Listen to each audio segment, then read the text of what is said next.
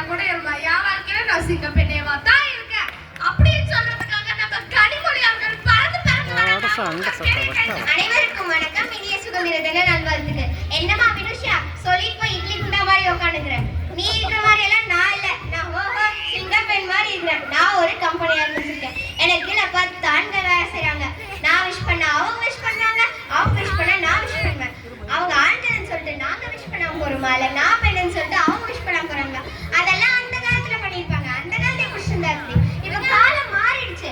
அந்த காலத்துல 10 நிமிஷம் லேட்டா வந்தாவே ஏன் லேட்டு எதுக்கு லேட்டுன்னு கேட்பாங்க. ஆனா இந்த காலத்துல ஓவர் டைம் பண்ணிட்டு வந்தேன்னா ஓவர் டைம் பண்ணியாமா நாயல் பண்ணுன்னு சொல்ற ஆண்கள் தான் உண்டு. அதுக்குன்னு எல்லா ஆண்களையும் குறை சொல்லக்கூடாது. அந்த காலத்துல வீட்டு படியை கூட தாண்ட விட்டுருக்க மாட்டாங்க.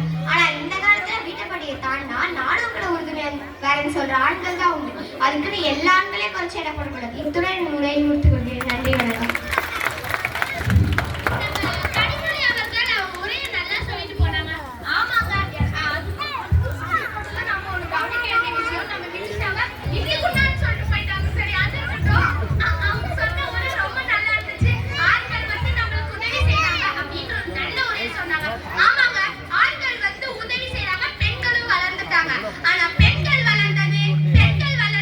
ஒரு மாவட்டத்தில் தவிர இன்னும் பெண்கள் எல்லாம் வளர்ந்து முன்னேறிட்டு இருக்காங்க.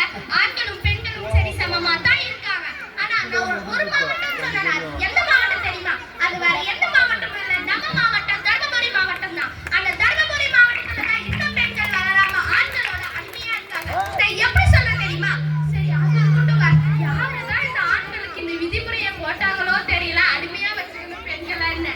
அது ஏன்னா இந்த ஆண்கள்லாம் கடைபிடிக்க வேண்டிய விதிமுறையெல்லாம் கடைபிடிக்கிறது இல்லை. ஆனா இதை மட்டும் காலகாலமும் கரெக்டா கடைபிடிச்சிட்டு வராங்கல்ல. என்னன்னா இதெல்லாம் நியாயம். சரி அதை கூட விடுங்க. நம்ம பாரதியார் ஐயா நிறைய கவிதை எழுதுனாங்க.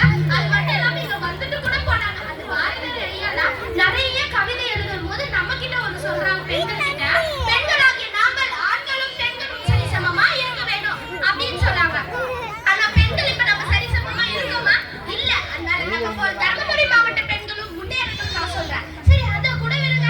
நம்ம இந்தியா வம்சாவளியை சேர்ந்த சுனிதா வில்லியம்ஸ் அவங்களுக்கும் குடும்பம் இருக்கு. அவங்க குடும்பத்தினர்ல நீ போகாதம்மா நாசாக்கு, நீ விண்வெளிக்கு போகாதம்மான்னு சொல்லியிருந்தா அவங்க போயிருப்பாங்களா? இல்ல நம்ம போல இந்த சிங்க பெண் மாதிரி போய் 320 நாள் தான் விண்வெளியில் இருந்துட்டு வந்திருப்பாங்க.